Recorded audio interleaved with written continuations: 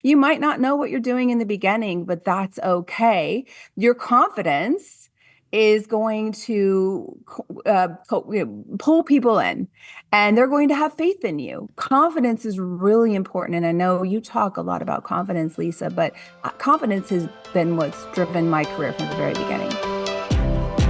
Welcome to the Confident Podcast. I am Lisa Tarkington, your guide to mastering confidence and leadership. As the business and life coach, keynote speaker, and the driving force behind LEAD, I am here to help you break free from self-doubt, silence the imposter syndrome, and step into your power as the person you're meant to be. If you press play today, it's because you're ready for something bigger. Each week, I'll bring you real, raw conversations and actionable insights that will empower you to redefine your leadership, reclaim your confidence, and transform into the unstoppable force you've always known that you could be. This isn't just another podcast. It's a journey we're on together. So buckle up and let's dive into this transformation. Your next level awaits. Hi, everybody. Welcome back for another episode of the Confident Podcast. I am your host, Lisa Tarkington. And today is going to be pretty amazing. We are going to be talking to Jenna Banks. She has been on the podcast before. She is amazing. And we're going to be talking about breaking free, being yourself, betting on yourself, and how she went from investing $400 into her business to being self-made, to selling one of her first businesses, to just being an amazing author now. And our conversation's pretty amazing because Jenna shares her story. She shares her story about being 14 and leaving her home, her dad's home for the first time, moving in at 16 with her mom, and then from there, just a trajectory of different life decisions that led her to the Netherlands at the age of 19, to rocking it in the corporate world, to leaving those, to selling her business for $500,000. And then becoming an author. And I cannot wait for you to learn more about her book. It's I Love Me More. She's a best-selling author. And just a little bit about Jenna. So she's a keynote speaker, best-selling author of I Love Me More that went viral on TikTok. It's pretty cool to see. She's the host of the Jenna Banks Show, and she has been seen on Forbes, ABC, NBC, and CEO World Magazine. She loves to help women. She loves to help men. She loves to help people just understand that they can excel in leadership roles and be more authentic to themselves. So let's dive into this conversation because I don't want to miss another beat. So let's get into it.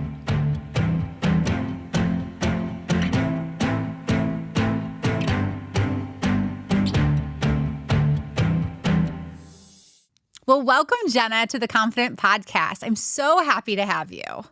Thank you. I'm excited to be here today. It's been probably 4 years since you've been on the podcast. Wow, has it been that long? Maybe I'm exaggerating, but that maybe 2021. Yeah, Something like that. Yeah, crazy. Wow. And so much has happened, right? Like in your life, in my life, and I will actually put the show that Jenna was on in the show notes for everybody. But we're excited to have you back. We're going to be talking about something completely different than what we did before, which is how you went from $400 to being self-made and to all of the things that you've gone through to get to where you are today. So I'm excited to hear your story. I know the audience is, so we're just going to dive right in. So let's do it. First question, take us back to your childhood. And I read that that you left your home at the age of 14. So tell us what was the courage that it was to take that step? Take us back to that moment. Yeah, well, to give you insight into what it took to leave, I have to let you know a little bit about some of the adversity that I had to overcome at the time. Or the adversity I was dealing with. So I was raised in a really strict religious home. I was the oldest of 5 kids. I was the only child from the first marriage. So kind of maybe a little bit of the black sheep, if you will. But so it was a lot of oppression. We were really harshly punished for doing things that most kids got to do, like watching Scooby-Doo cartoons because of the supposed demonic ghosts in it, right? Or eating candy because candy wasn't allowed. We weren't allowed to have sugar, fighting with my brother, all of the normal stuff that most kids do, right? So it was just constant oppression. And I'd have to sit in my room for hours at a time, reading the Bible. And it just, during those times, I would just think, God, life has to be better than this. I really just I didn't find any joy in life. And I just kept wondering, how could life be different? What's on the other side? And one day, my father comes home to punish me for one of those types of things that most kids do. And I just had this burning feeling inside of me. And I tried my best in the book to write about that feeling because I think it's really important to understand those feelings in our body that are guiding us into a different direction for ourselves outside of what we know, outside of our comfort zone, even if the comfort zone is toxic, abusive, all those things, that it still is comfortable, which is strange to think about. So I just felt all this fear, but also kind of like excitement, thinking, I'm going to say something that's going to change things. I'm going to confront my father and tell him I don't want to be here anymore. The Wow. thought of doing that was super I scary, bet. uh, right? It's I scary could for have adults, resulted. and you were 14. Yeah, yeah. And he's like, well, what would you do? Or will you run away? And I hadn't thought about it, but I was like, yes. Right. And so then he had to really think, wow, okay. I said, look, I want to live with my mother. Now, I didn't know if that was an option. I saw her once a year, talked to her on the phone once a year. I hadn't lived with her since I was a baby. And so, but I had hoped it was an option. And thankfully, thankfully, but not so thankfully, she said, yes, that's fine if she comes to live with me. Now, that was a whole nother ball of wax when I went to go live with her. But I was excited to have the change, but it's also scary when you're 14 years old. Basically, I had no guidance when I went to live with her, no parental figure at all. It was come and go as you please. No mother-daughter check-ins. I slept on the couch. I cried myself to sleep most nights because it was a very toxic environment. And so it just opened up a whole nother bunch of issues. But I'm still very happy to this day that I took that chance on myself because that just was the beginning of my self-love journey. Yeah, well, even hearing that, like I commend you for that because it's like you saw that there could have been another life or you imagined that there could have been, and Hmm. while maybe the next piece wasn't like tremendously overload happiness, it was better than where you were, and so you were able to make those stepping stones a little bit. And so Yeah. obviously when you were living with your mom, you said like you still had challenges and stuff. So how did you like take Yeah. us in just to your teenage years? How did you Mm. navigate those?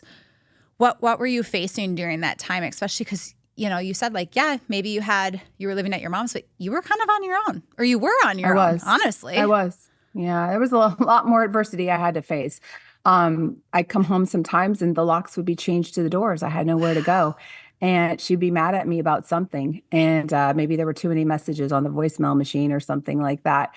And this was before the days of cell phones. So I had no one to call, nowhere to go. So I'd have to stay with friends, guys who, were way too old for me, who were interested in me. And now I had to beg for a place to stay. So that was fun.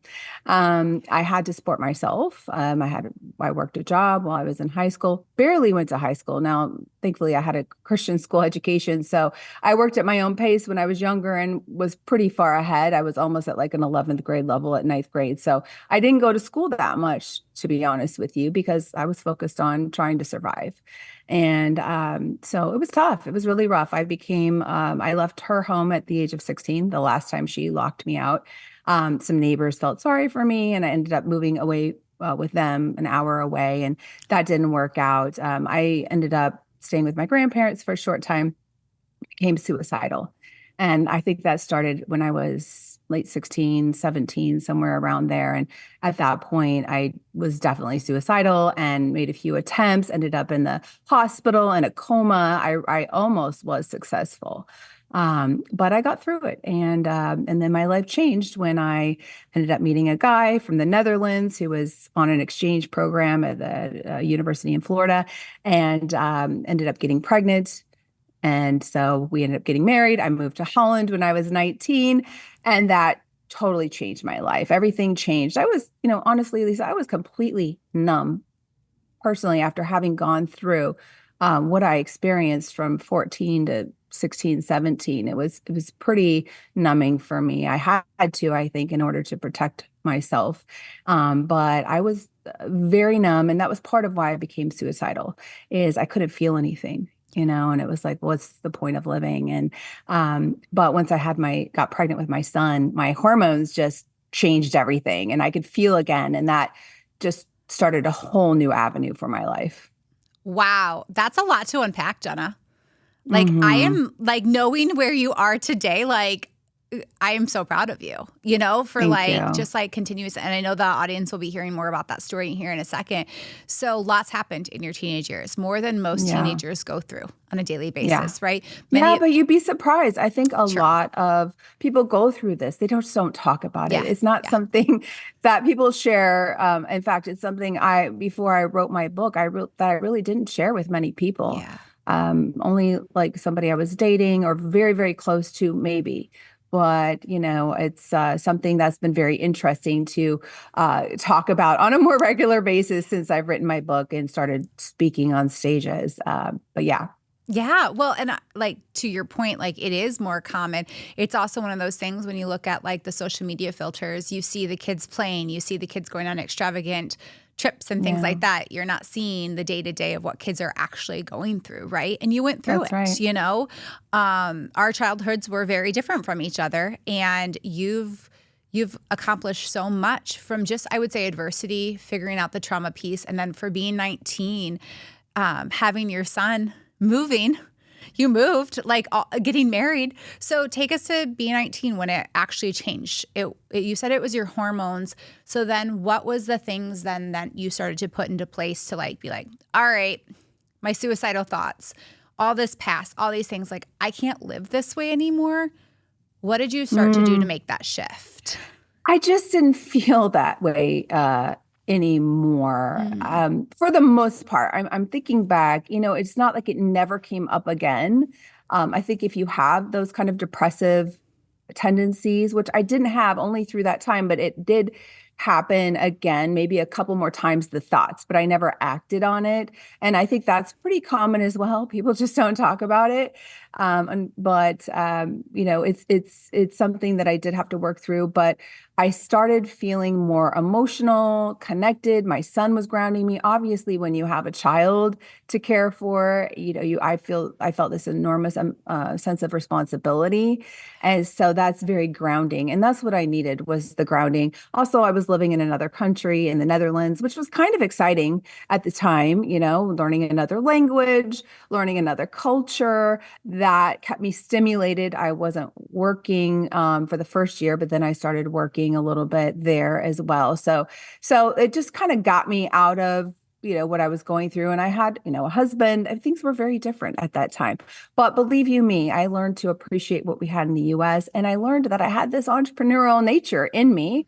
I was appreciative of the opportunities that we have in this country, which just did not exist over there. And I started to see the comparison and thought, wow, when I get back to the US, I'm really gonna I don't have an education at this point, right? I've got a GED for my highest level of education. I did get my GED, thankfully, but I barely went to high school. So I was like, you know what? I'm not gonna let that stop me. When we get back, I'm going to have a great career. And thankfully I did. yeah. So take us there. So you said that you came back to the States. So how long were you in the Netherlands? And then you came back to the States, and then kind of like tell us a little bit about that journey of going from I had a GED, I needed to make a life. I had this entrepreneur mindset. So like what was the first job or maybe like a few that you had when you came Yeah. back to the States?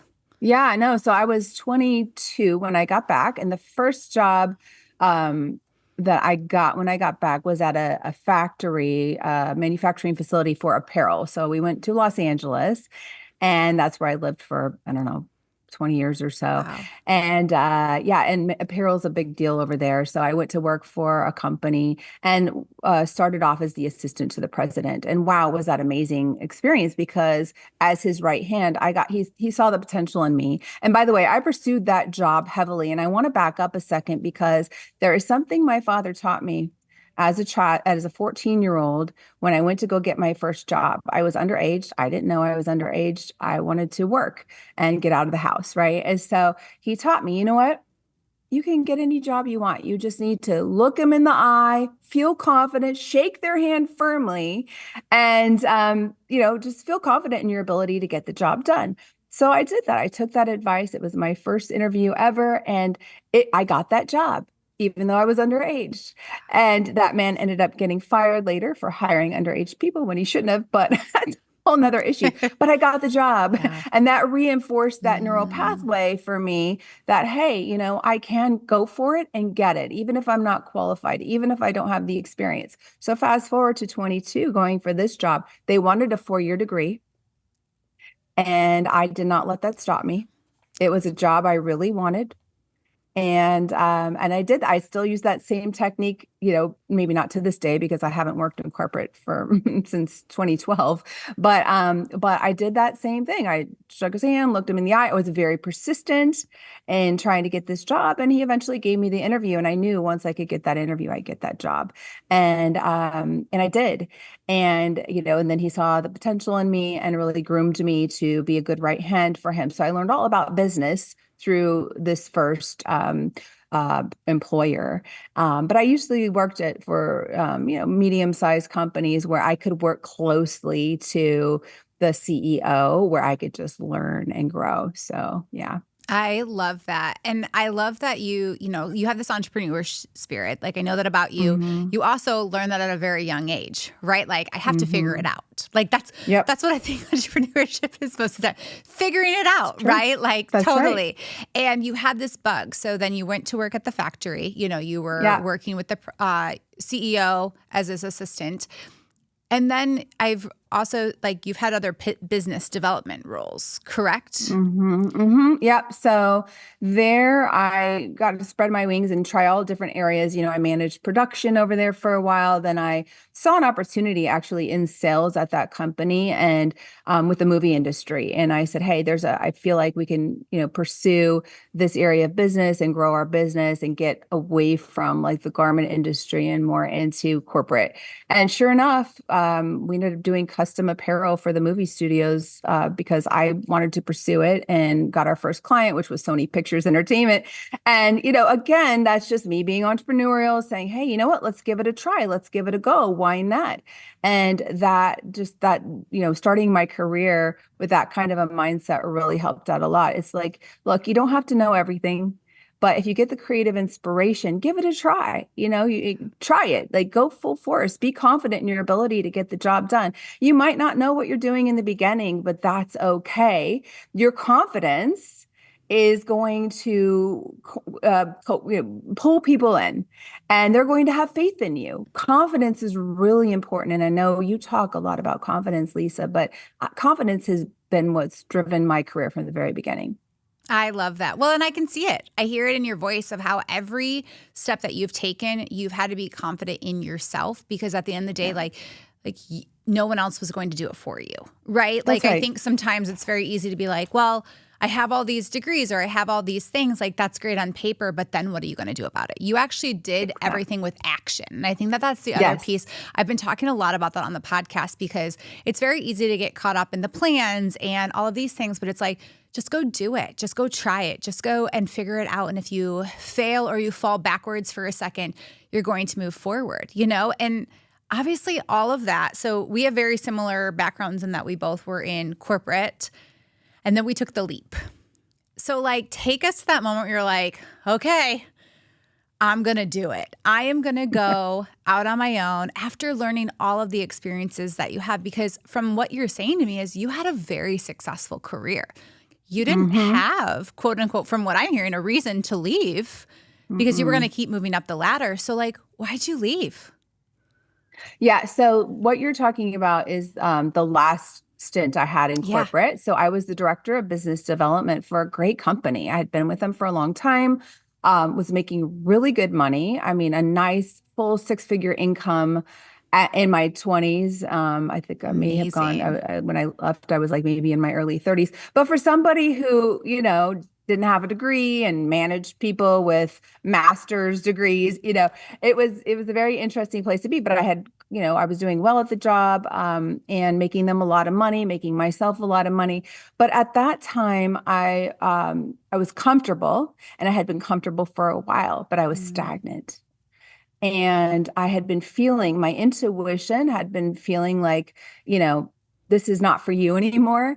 But it was stupid to think of leaving. I had great retirement plan, great benefits. There was no reason to leave, but inside of me, I knew my growth had been stagnant. I could literally just go to work and sit there. And, I had laid out a path for that job that I was doing that I really didn't have to do much. So it wasn't very challenging. And when I get to this place where I'm not making the right moves for myself, the universe steps in every time and pushes me out the door.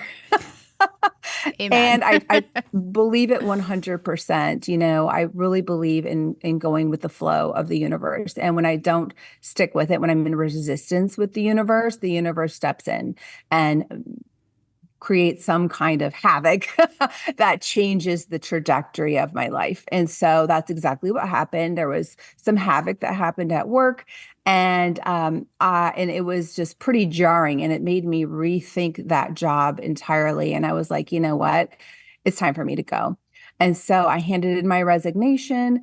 And it felt right. And again, I talk about that feeling. I write about that in my book a lot, is like trusting that feeling that's in your body. It's totally leading you in the right direction. Whether it's an impulse to call somebody, an impulse to, some kind of business idea that you have, some kind of collaboration you'd like to do. We get those impulses often, and then we just let them sit there, and then it fizzles. But those impulses are there to guide us. And so that feeling that I had when I wrote that resignation letter told me everything I needed to know.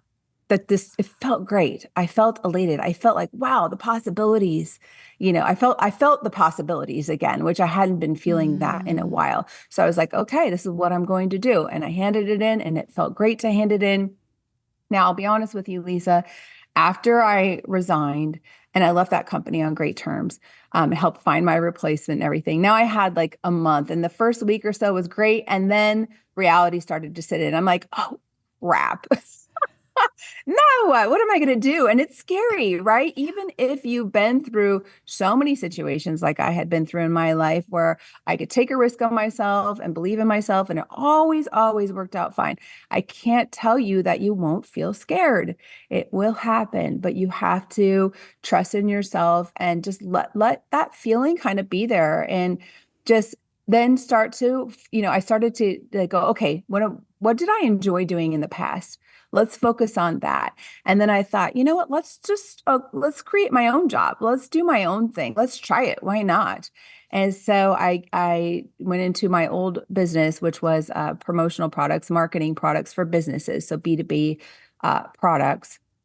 And I just started pursuing that and set up a website and started blogging, taught myself to do content marketing, which I hadn't done at that point, but I took some best practices that I had learned from my previous employer. So when it came to online selling, and just applied it in this other space, and things started happening. And I talk about going with the flow. The flow was there.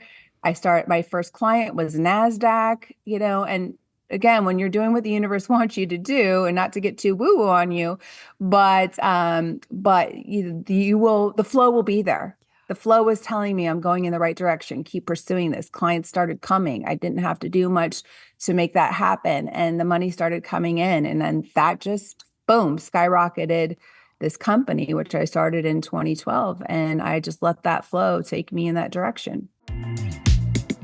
Taking care of your health isn't always easy, but it should at least be simple.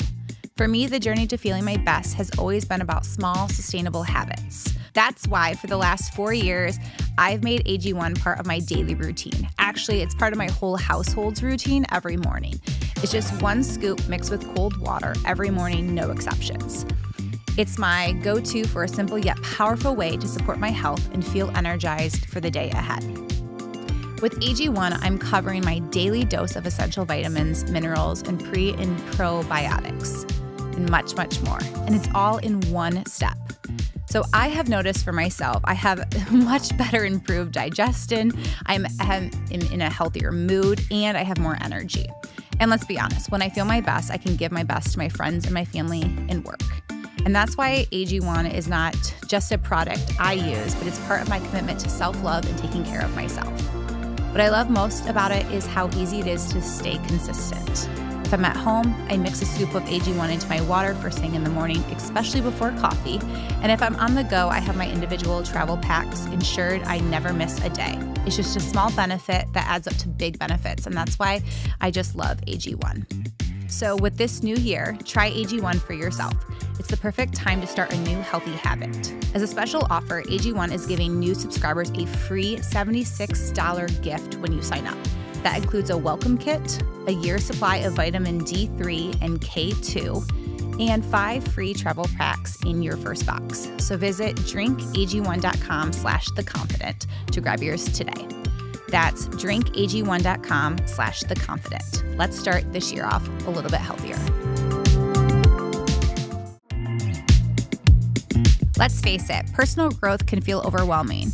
With so much advice out there, how do you even know where to start? That's exactly why we created Lead Within. It's a one-stop platform designed to help you build confidence, tackle self-doubt, and grow in ways that feels real and achievable. Whether you're navigating challenges in your career, working on resilience in your personal life, or looking for tools to support your family's growth, Lead Within is here for you. From actionable resources to guided content, it's packed with strategies that make progress simple, one step at a time. And because life doesn't wait, we're constantly adding fresh tools to meet you where you are. For a limited time, you can join for just $5. Use the code podcast50 at leadwithin.leadconfidently.org to get 50% off your first month. So why wait? Your next step toward confidence and growth is just a click away. Visit leadwithin.leadconfidently.org to get started today. I'm just going to go back to when you made those decisions to leave, right? Like the intuition and to listen to it. So I think one of the things that came up when you were talking about that is like you had a choice, right? Like you can stay in the role that you have. You're making great money. You kind of had it where you could just show up to work pretty easy, right? Like you can take the easy route. Your intuition was telling you, but there's more, but there's more. And when you hear those things, you're like, yeah. Okay, I know that, but like, what over here? Like, this is comfortable. Like, this is great. But then that voice sometimes doesn't go away. And I like remember when I was having those voices, and I remember thinking in my head, like, but I don't have the answers. I just wanted the answers, right? Like that is the control freak, perfectionist in me that at that moment really wanted that. That was back like 6 years ago.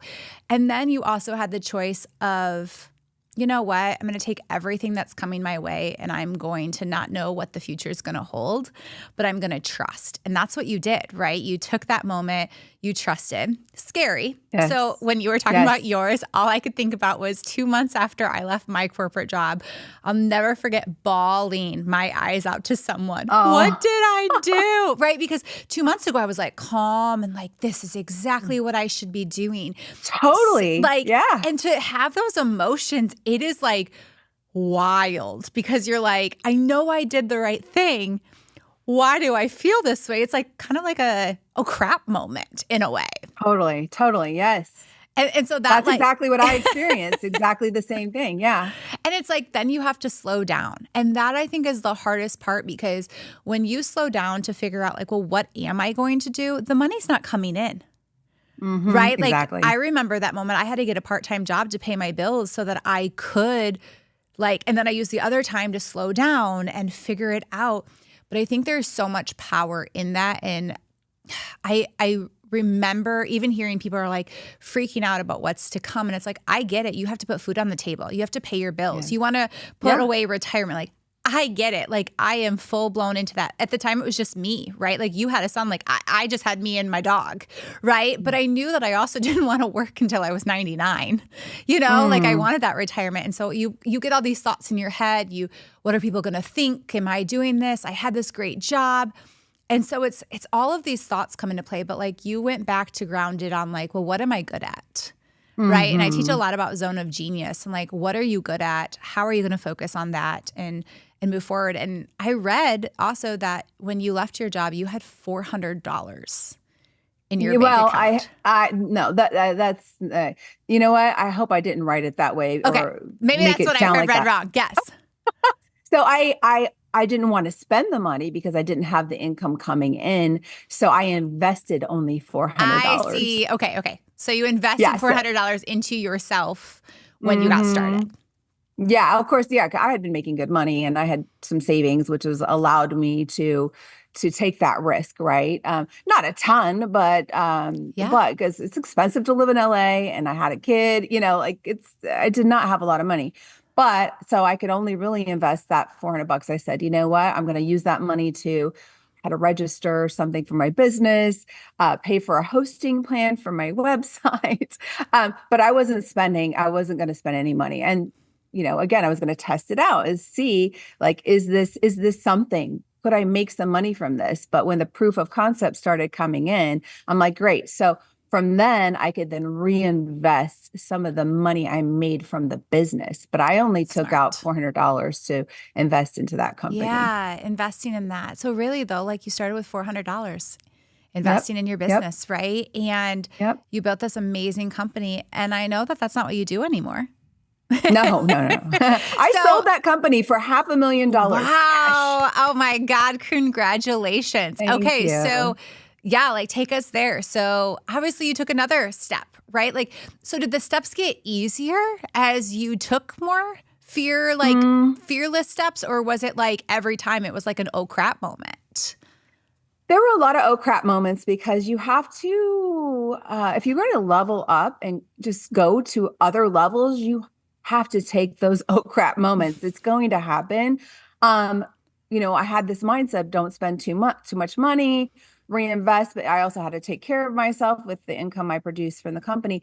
But at some point, I know you talked about perfectionism. That was definitely something that I used to struggle with. And I say used to because I learned to adopt an 80% is good enough mindset, Mm, which was a total game changer for me. I was a perfectionist to the core, which I came to find out is a limiting belief and a amen. fear-based belief, which is if I'm not perfect, my work isn't acceptable.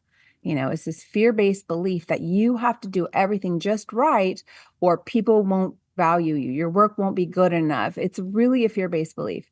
And so that belief system caused me to not let go and delegate, hire people where I could delegate. I tried to hire people, but then I would micromanage them and expect Mm, perfectionism out of them, just like I expected it out of myself, which is not realistic. And you cannot grow and scale that way. So I had an aha moment when I was watching an episode of Shark Tank.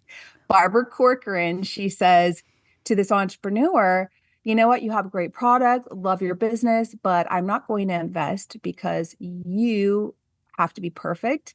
And that is going to prevent you from scaling. She's like, I can tell you aren't able to delegate and therefore you won't be able to scale and I can't invest in you. She says, I used to be that way and I adopted this 80% is good enough mindset and it was a game changer for me. And I had a huge aha moment at that point. And I literally just decided to change what I was doing, lay off of people, not go back and say, hey, you made a typo in that thing. Who cares? Like I forgave people when they sent me those emails with typos. And by the way, I will say to this day, like sometimes, I have an email series that I write called Love Notes to Myself, and it's a weekly email series, self-love reminders. And you know what? Occasionally I'll make a mistake. And I've had somebody point out once, like, hey, here's a typo in your free email that you send out to people that you take your time and energy to do. She had to point out, it wasn't like, thank you for this beautiful, it was like, did you know you had a typo? And I thought to myself instantly, oh, I'm sorry for you, because if you can't forgive me for that mistake, you can't forgive yourself, mm. And Yes. that was I can resonate so much with all of that. I literally am right. like laughing because I can catch myself and I'll send something off, like my edits back to someone. And then I'll be like, did I need to say all of that? Did it really matter? Right? Like Yeah. it's because we get this, like, this is the way that I want to do it, but really does it have to be that way? So I have Yeah. to actually coach myself a lot of times when that Mm, perfectionism kind of like creeps in, especially because you make a great point, Jenna. Like, a lot of entrepreneurs, we start out, we want this like, and I honestly, I'm not even gonna say entrepreneurs, like people in careers. Like I saw this in corporate, I Mhm. see this in small businesses all the time. Like that we have this, like we start a business because we have an idea. We want to make an Mhm. impact. We have all of these things that we want to do. Sometimes it's to sell it, right? All of these types of things. But what prevents people from scaling versus not scaling is the fact of like believing in themselves and perfectionism and letting go. And I think it's just, even Mhm. if you're a leader, even if you're starting out, that is like a great point to make, that those can make or break you, because some people aren't entrepreneurs listening to this podcast, right? But it's about like having that confidence inside of yourself to know like, hey, I want to move up to the next level. I want to do these things. What are the steps that I'm going to have to take in order to do that, right? Yes, yeah, exactly. And that was what I needed to be able to scale my business because I knew I didn't want to be working these 12-hour days and killing myself being a perfectionist and handling everything. I'm like, something has to give. I can't take a vacation. I cannot walk away from my business for an hour. Like it's totally dependent on me. So I'm like, I can't, this is not sustainable. And so that forced, thankfully, I'd seen that episode of Shark Tank in the nick of time, and it allowed me to make the business sustainable for me because I could not continue on that path. I would burn out if I stuck with it like that. So I ended up hiring people actually in the Philippines. Oh, cool. And yeah, and so was able to cut my costs way down and afford more people, which hadn't really been done in my business. Maybe one or two companies had done it, but it allowed me to scale with the profit margins that we work with in that industry and be able to reduce my time spent to like an hour to 2 hours a day. Mm. Wow. So I moved across the country, started investing into property in Atlanta, which was much more cost effective than California. Started some Airbnb businesses. I was had two businesses going at the same time, and yet both were very easy to manage. So got myself a little bored again because it was too easy and comfortable.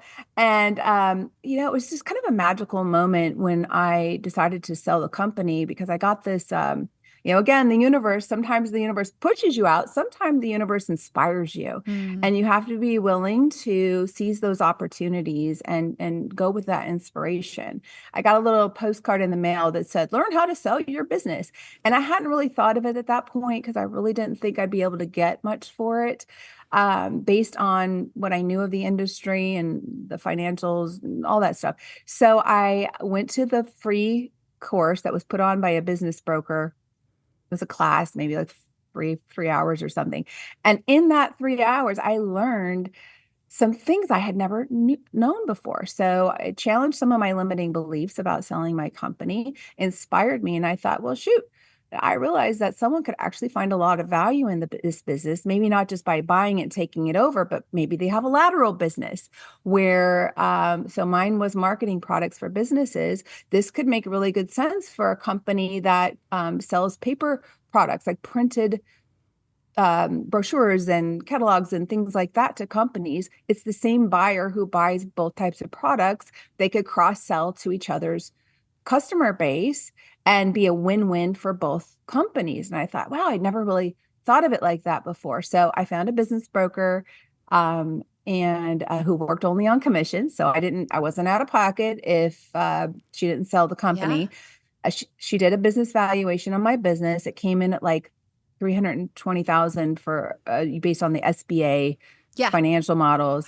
And I thought, no, it's not worth it to me to sell it for that because it's kind of on autopilot. I'm making good income from it. That doesn't make sense. But if I could get $500,000, I could pursue some other things. I would like to challenge myself again and go in a whole new direction in my career. I had a book idea in mind, thought I wanted to get into public speaking, maybe. Actually, I hadn't thought of public speaking at that time. Or maybe I had, I don't remember. But anyways, I was inspired to do it. But I thought $500,000, I could invest in myself in all new ways and challenge myself again. You know what? I had a deal in 30 days. Wow. And that was again me knowing, okay, this is what I'm supposed to be doing. The Yes. universe inspired me. I followed that inspiration. I got what I wanted. I asked for what I wanted, which I think is key. This is a huge motto of mine. You get 100% of what you don't ask for. Hmm. If you want it, you have to ask for it. And you would be surprised. I find around 80% of the time I get it. That's amazing. Good So memory think for about all the, people, right? Like good technique. it's a great technique and I apply it in everyday situations. Just today we have something being installed, a wall bed, a Murphy bed in our guest room. They asked to reschedule and they wanted to come at 9 o'clock on a Saturday. And it was like, I'd rather you come at 10 o'clock. Can you come at 10? But a lot of us just, are afraid to ask for those little things. But if you get in the habit of saying, you know what, can you come at 10 instead? Oh, yeah, sure. You get a yes. You would be surprised if you practice that muscle on the little things. When it comes to the bigger things, you don't hesitate as much. Hmm. And you would be surprised. It might be $1,000 off that $10,000 thing that seems super expensive. But if you could get it for 9, you'd be happier. Ask, the Yes. job. Like, you know what? This is great, but it'd be great if I could get 3 weeks vacation instead of 2 weeks vacation when you're in negotiation on the job. Ask. Yep. You get 100% of what you don't ask for. So I asked for it, I got it, and bam, I was like, okay, universe, now I owe you a book and challenging myself even more. And so that's led me to where I am today. I'm a best-selling author of a book that is changing people's lives every single day. I get countless comments on social media and messages through email, and it's just amazing to think that, following those intuitions and my inspiration and letting the universe co-create along with me and asking for what I want and all these things I've had to learn the hard way in life has led me to where I am today. And, I'm 51. I feel like I have so much more potential in me and I can't even imagine, what's in store for me in the future. I love that. And I will say, like, I will scroll TikTok and I'll be like, a book review on Jenna's book. Like, it's so cool to see like a friend Aw. like just be like killing it in the book industry, right? And so give us kind of like the cliff notes of your book, if you wouldn't mind. Like, just kind of like give us like that piece so that the audience can check it out. And we'll put it also in the show notes as well. Oh, thank you. Well, it's called I Love Me More, How to Find Happiness and Success Through Self-Love, which I feel like has been the journey of my life. Yes. One part of it, but one key part of it, choosing to put myself first and prioritize my needs goes against social norms, goes against what society tells us women to do, us mothers to do. You don't put yourself first. You put everyone else first. That's what you're supposed to do. But I had to challenge those beliefs from a very early age. And it wasn't easy. And I did when I was younger, especially in my 20s as a young single mom, I certainly did occasionally worry, like, what would my neighbor think? What would, the other parents think, but to constantly choose myself and put myself first and set that aside, acknowledge it, but yet not let it guide my behavior has absolutely paid off in spades. And so when I got to this point where I had been dating somebody I was really in love with, and we'd only been together for like 5 months, but I realized this man was not capable of giving me what I needed in a relationship. I communicated it. I was very clear and he wasn't capable. So I had to break it off. And it really hurt a lot. I was quite heartbroken. Go to dinner with a friend of mine and she's like, why would you break up with this guy? I know you still love him. And I'm like, well, because I love me more. And she's just giving me this blank stare, like, what do you mean, Jenna? And so I spent that whole evening at dinner breaking down for her what that means to me, to love me more, to prioritize my needs, prioritize myself, to value myself and not rely on someone else for that, but that I require a certain type of treatment. And if I'm not going to get it, then I have to treat myself better and not allow myself to be in that situation. She still didn't get it, which was, I thought I got through to her, but a few weeks later, she called me and she's like, oh my God, Jenna, I got it. I got it. I love me more. She had been thinking about it. She really wanted Wow. to understand. Yeah. And it hit her because she was dating someone who wasn't treating her with enough value. And she was always, trying to wonder, where do we stand? Where does this guy like me? Where are we at? He'd send her these cryptic text messages. She was always trying to figure out. She was always agonizing over the relationship. And she realized, huh, I am not valuing myself by putting up with this. It clicked for her. And she's like, Jenna, thank you. I've been Mhm. telling my friends about this, and we were calling it I Love Me More. And I was like, wow, And it this is came huge. true. That's amazing. It's huge because it changed her life, Yeah. and her friends' lives too. And I thought, wow, this is powerful. She's like, Jenna, it would really be helpful if you could break down how you got there. How did you get to this point where you can make yourself your highest priority? And I really had to think about it. And so I started writing, and then I thought, oh, you know what? I was just journaling. I was doing it for her. Yeah. I really wanted to break it down for her. And I thought, you know what? I think I can share this with more people and help more people. And Awesome. so thus the book came to The book life. And was then born. yeah. So it's been an amazing journey. I have more books in me. I'm excited to, you know, I also get to bring it onto stages. I've brought it to I think my biggest stage was the virtual events I did with Bank of America with their Women in Tech and Ops team. 1,500 people from around the globe Congratulations. join. Yes. Thank you. Thank you. And that was amazing. So I'm just trying to get that message out there as many ways as I can, but speaking is another way besides the book as well. Yeah. So, kind of to like end today's podcast, what is one piece of advice or thing that you want to leave the audience with? Oh, you know what? There's so many, but if I were to hone in on one, it's that feeling inside of you, pushing you in the direction that might like go against what's comfortable for you. It might feel scary to think about.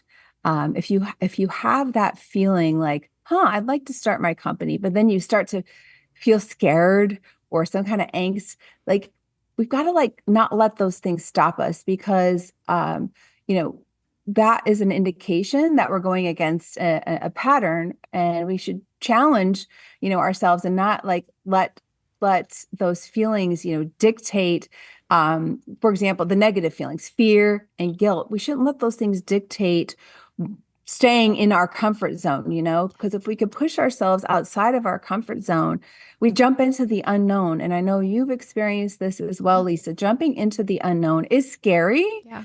but it creates change. And life is so much more invigorating when you can jump in the unknown and change some of those comfortable patterns. You will find that you are able to face adversity and trust yourself and come through the other side much more resilient and energized and passionate. And to me, that's what life is worth. Life is worth exploring and living life to your fullest potential. And I'd rather do that than stay in my comfort zone any day. Amen. I love all of that. Thank you, Jenna, so much for just like a powerful story, for sharing how you've overcome so many things in life, but to get to where you are today. I'm so proud of you. I loved hearing your Thank you. story, and thank you so much for being on the podcast Thank today. you. Thank you so much for having me on. I appreciate you, Lisa.